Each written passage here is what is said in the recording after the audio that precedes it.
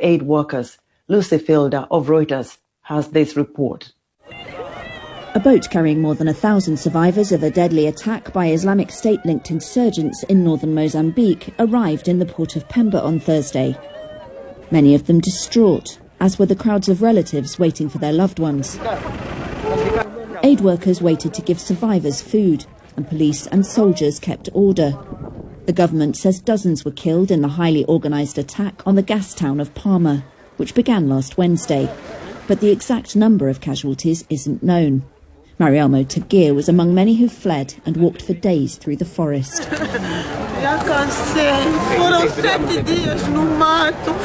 I'm so tired. It was 7 days in the bush. I'm so tired. We came across evildoers several times. The situation is really bad. There are many dead. Many dead. Tagir left her son behind in Palma. It's very painful. I've been crying every day. I don't know where my son is. It's very painful. Survivors have spoken of bodies in the streets, some decapitated. Reuters has been unable to independently verify accounts from Palma, and most communication was cut off after the attack began. But Tagir describes similar horrors. They said they didn't want us. They wanted the military.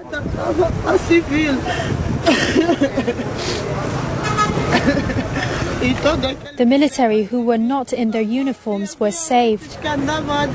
Some of them were cutting the throats of people from there.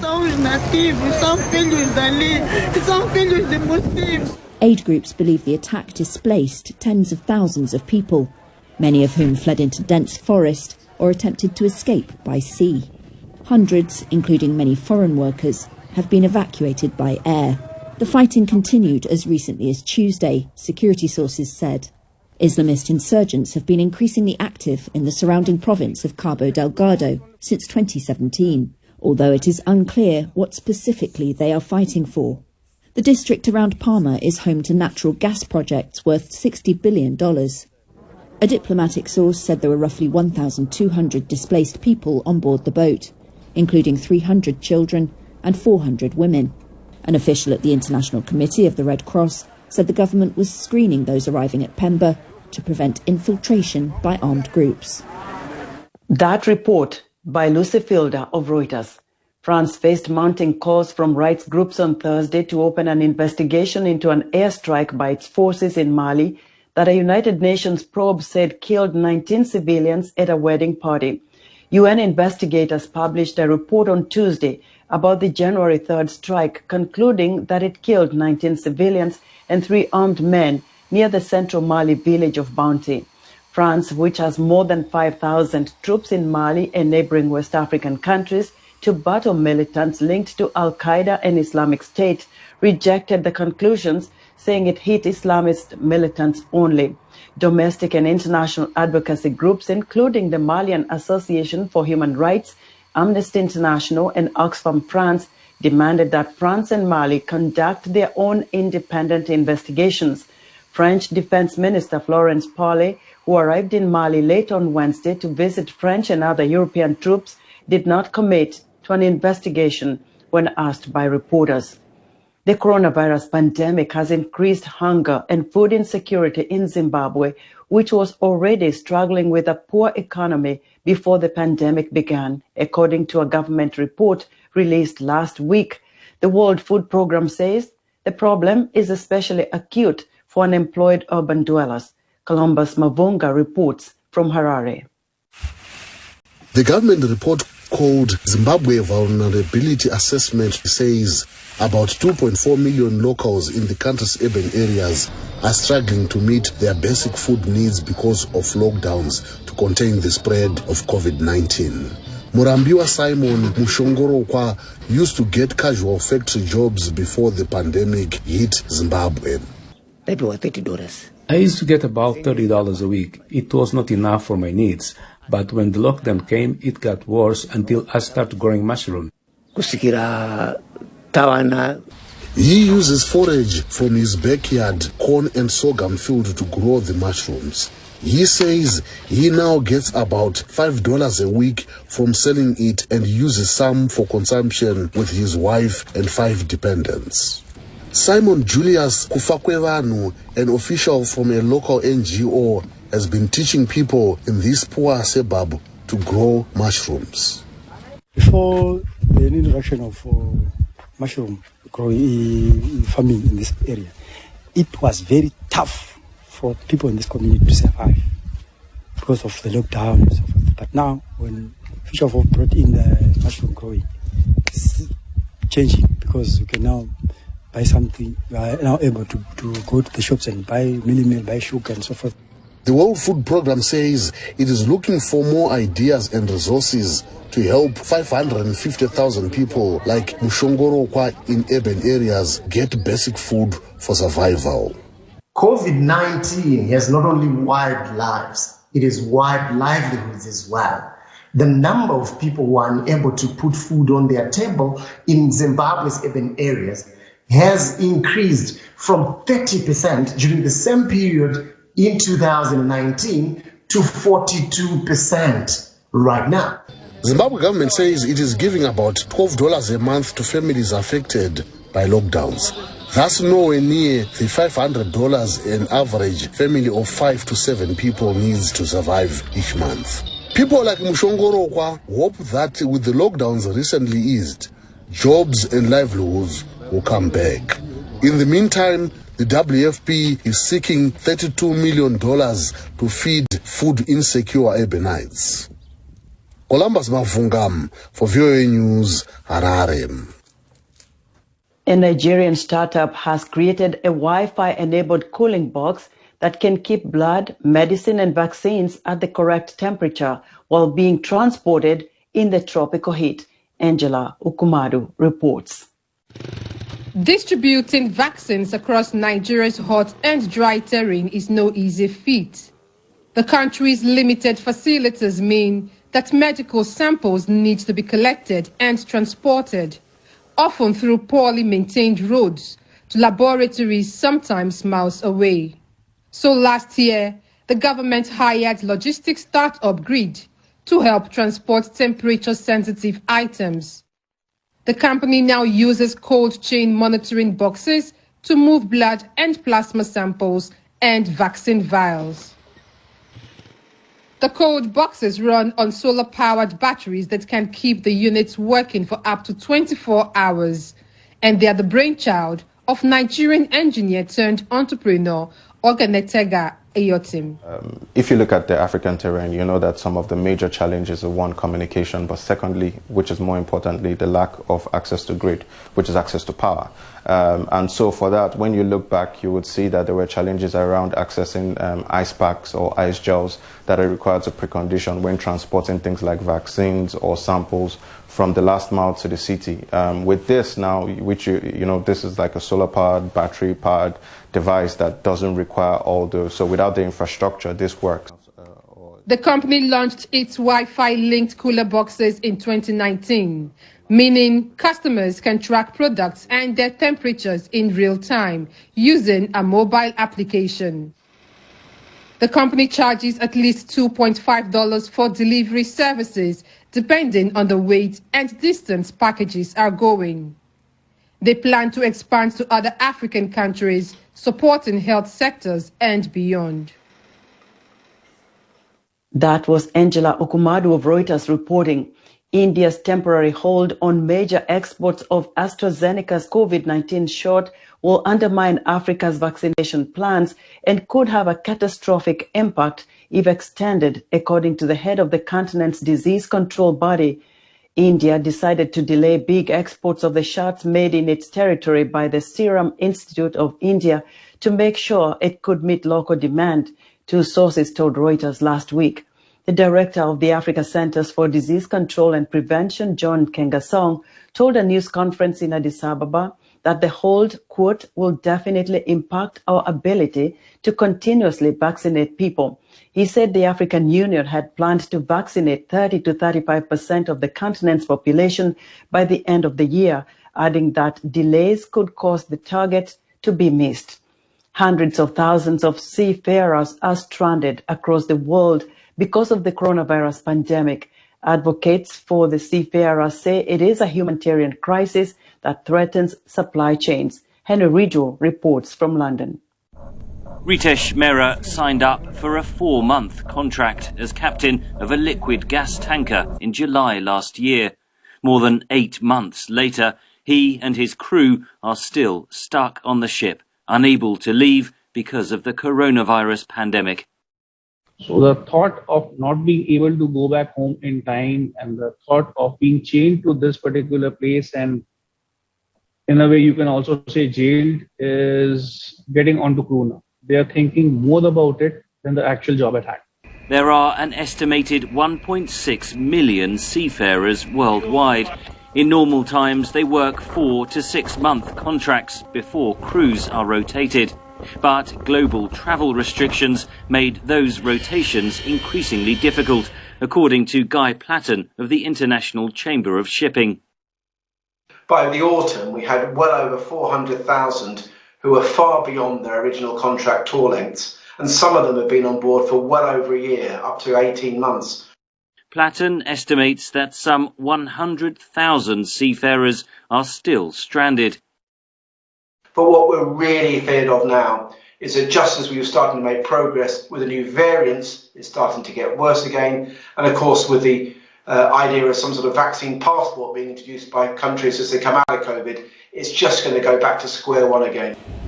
In the waters off Hong Kong, dozens of ships lie at anchor, their crews unable to come ashore because of the pandemic. Reverend Stephen Miller of the local Seafarers Mission runs a supply launch that delivers goods such as mobile phone SIM cards and snacks to the crew members on board. He fears for their mental health. You can just imagine it for yourself. You've been planning to go home, you've been planning to do things for your family or maybe see a young child for the first time in many, many months, and that then is taken away from you. So that obviously leads to sadness, which can lead to depression. Several shipping firms, trade bodies and maritime labour organisations have signed the Neptune Declaration on seafarer well-being and crew change. It calls for all nations to recognise seafarers as key workers, allow them to travel and offer them priority vaccines. Chief Officer Karen Marshall spoke to VOA on her way back home to Texas after being stuck at sea for several months. Merchant mariners should definitely be priorities when it comes to getting a vaccine, and the fact that we're not is insane to me. I think companies should work on making their employees, getting the vaccine for their employees so that we can start getting back to a normal crew change, normal rotations, we can all go back to our families. The signatories to the Neptune Declaration say seafarers will play a vital role in maintaining supply chains required to roll out global vaccination programs, and all countries must recognise them as key workers. Henry Ridgwell for VOA News, London. Tell us what you think about Africa 54. Join the discussion on Facebook. The address is Africa 54. We're also streaming our broadcast live on Facebook. Please watch and share our show with your friends. Also, check out our headlines 24/7 on voaafrica.com. Still to come, Tanzania's Msafiri Zawose talks about his music amid COVID-19. We'll be right back.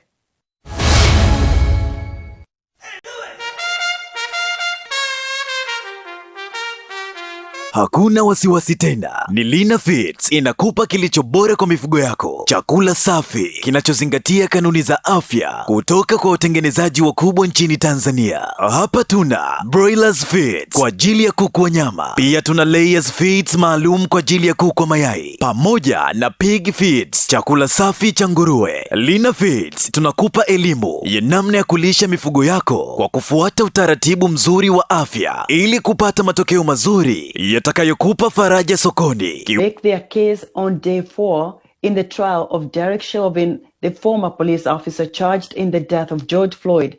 VOA's Jesus Meani has more. Seth Bravender, one of two paramedics who responded to the scene outside Cup Foods on May 25, 2020, described seeing officers on top of the patient when they arrived. There was a gesture made with your hand. What were you attempting to do at that point in time? Just have the officer move.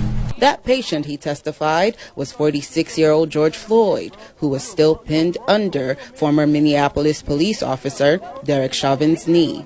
From what I could see where I was at, I didn't see any breathing. Chauvin's former supervisor criticized the prolonged use of force. Do you have an opinion as to when the restraint of Mr. Floyd should have ended in this encounter? Yes. What is it? When Mr. Floyd was no longer offering up any resistance to the officers, they could have ended the restraint. On day 4 of the murder trial of the now fired police officer, the second paramedic who provided medical assistance to Floyd took the stand. Derek Smith told jurors Floyd's pupils were dilated and that he was unable to detect a pulse. In lay terms, I thought he was dead. Both paramedics outlined to jurors their unsuccessful life-saving efforts. When I showed up, he was deceased, and I dropped him off at the hospital, and he was still in cardiac arrest. Earlier in the day, jurors heard from Floyd's girlfriend of 3 years, a mama's boy she called him, and told the jury about the first time they met.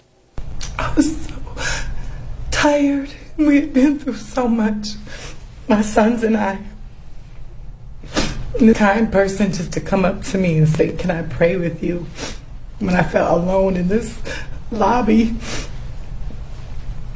it was so sweet. Ross also recounted how they both struggled with opioid addiction. Chauvin's defense lawyer questioned Ross about Floyd's pattern of use, including about an incident when Floyd was hospitalized because of an overdose. You did not know that he had taken heroin at that time? No. Defense attorneys argue that Floyd died of unrelated medical issues and drug use. Jesus Sameoni, VOA News. SpaceX had another rough day, but still names the members of its all-civilian crew. Plus, a new study examines the effects of long-term space travel on the human body. VOA's Arasha Basadi has the week in space. 2, 1. Private spaceflight company SpaceX successfully test-launched its crewless Starship 11 this week from a foggy Boca Chica, Texas. The test came to an abrupt end minutes later when the rocket appeared to explode on its way back down to Earth. SpaceX engineer John Insprucker was providing commentary at the time. When we got to 10 kilometers, the entry, we had some nice views from the exterior camera showing the flaps were quiet as we descended. But then we had the camera freeze up as we got into the engine ignition sequence, and so we're going to have to find out from the team what happened. Insprucker spoke over the final frozen image received from Starship 11, and he made it clear that the video feed would not return. Pieces of debris crashed as far as 8 kilometers from the landing site. Meanwhile, a U.S. congressional committee this week announced an investigation into safety requirements regulators say the company violated on a commercial launch in December. But there is good news from SpaceX. The company announced the final members of the crew it plans to send on what it calls the world's first all-civilian mission to space. The Inspiration 4 mission now includes an engineer and a teacher and is slated to launch no earlier than mid-September from NASA's Kennedy Space Center in Florida. SpaceX held a fundraising raffle to select the crew.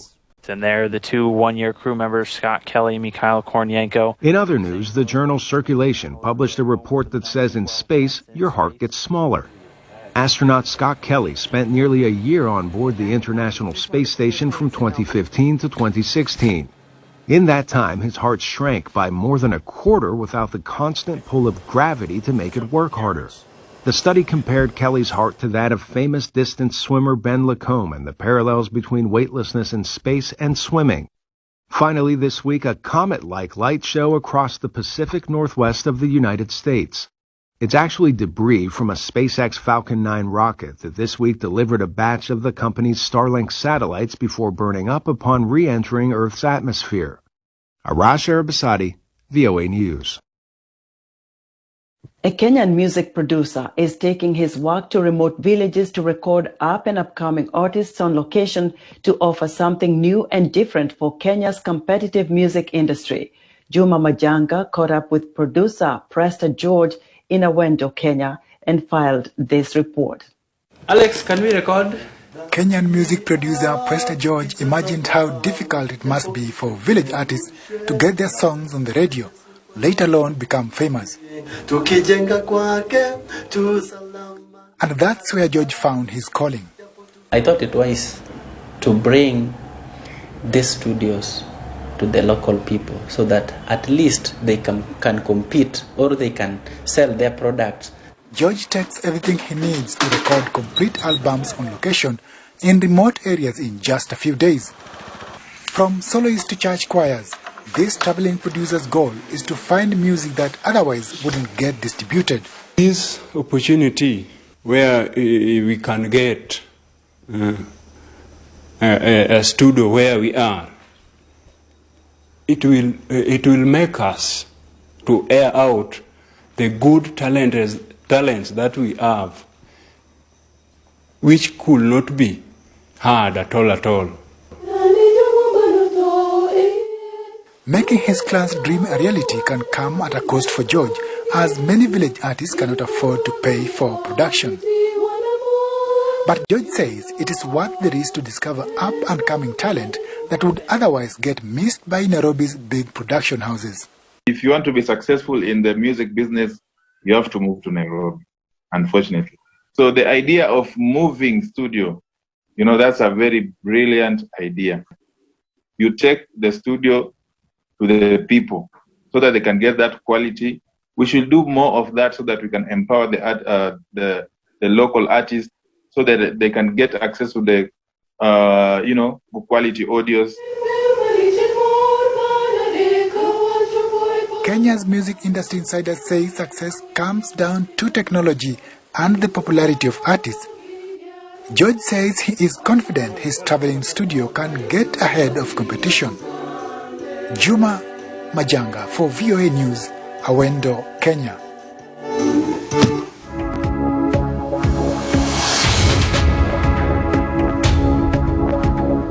In our entertainment segment, traditional Gogo musician Msafiri Zawose, son of the late world music icon Dr. Hukwe Zawose, has kept busy creating and performing in recent years. He has continued even under the shadow of COVID-19's devastating effects on working musicians worldwide. Heather Maxwell joined him recently from his home studio in Bagamoyo, Tanzania, to share the details, beginning with his new music video, Sababa. Msafiri, it is so nice to see you after many years. Yeah, it's been a while. I wanted to congratulate you on your most recent music video, Sababa. Just love it.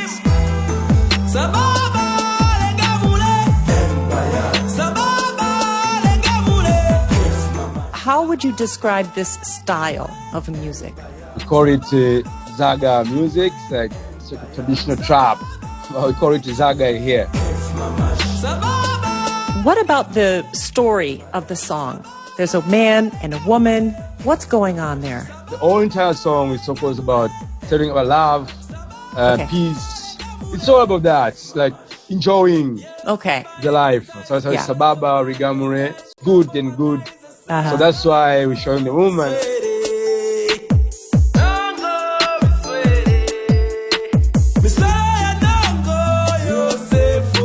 Sababa, it's in Hebrew. Hebrew? It's Hebrew, yeah, from Israel.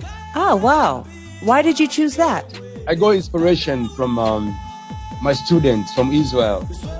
It was a very fun way for me to hear Sababa because it sounded a little familiar. It sounded like some African language, some African, It was like Sababa. And how come you have Magni, Patish, Ava. And then out comes Sababa. And Sababa, it's cool, good. And then one of my friends was trying to join me, asking me, I said, can I join you? And they say, maybe, but this is something different. Is this Saranya? Yeah, Saranya. Then it was Saranya. The rapper. Yeah. Maisha ni popote kuna matata. Ni fresh ni poa. Spring tunapata. Ni kazi na bata. Since you and I met in 2015, it was, you told me that, your goal is to share traditional music with the world. I've been able to record and release. So I did very good collaborations with some UK musician, which came out in 2017. That was Uhamiaji? Uhamiaji. I like that. I like that. So, and that's like, it's opened me in the new door and the new way. So it seems like Uhamiaji was the big key. Yeah. Yeah. Well, congratulations on that. That's great, man. It's so sababa. It's so sababa, exactly. It's sababa ligamuri.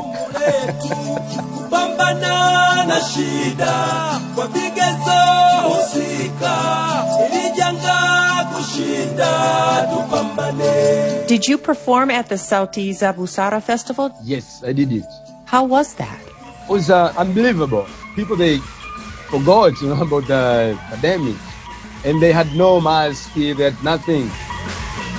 As you know, Tanzania, we understand the situation, and that's the government has, it has nothing to stop anyone. It's always like reminding people to wear the mask and take care. So that was only the thing, that the loop that you can hear every time, like take care. But it was not too much limitations, and the festival went well. Thank you so much, Msafiri, for joining me from Bagamoyo. It's great to see you, and love your new song, Sababa, and can't wait to hear more. Yeah, thank you so much too, and there's more coming up. Hopefully you'll enjoy it. Well, you so take care and stay Sababa. All right, you too. Stay Sababa. All right. And that's our show for today. Be sure to watch Africa 54 on our website at WEWEAfrica.com. From all of us here in Washington, we wish you a great weekend.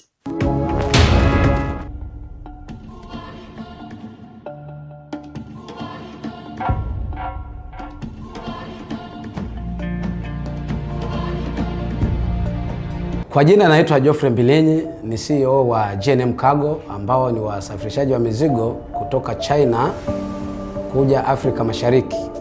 Kwa kifupi, kampuni ya GNM Cargo imeanza mwaka 2010 ikiwa na ofisi nchini China, mji wa Guangzhou, na Tanzania, mji mkuu wa Dar es Salaam. Baadaye tukaja tukafanikiwa kufungua ofisi nyingine nchini Uganda.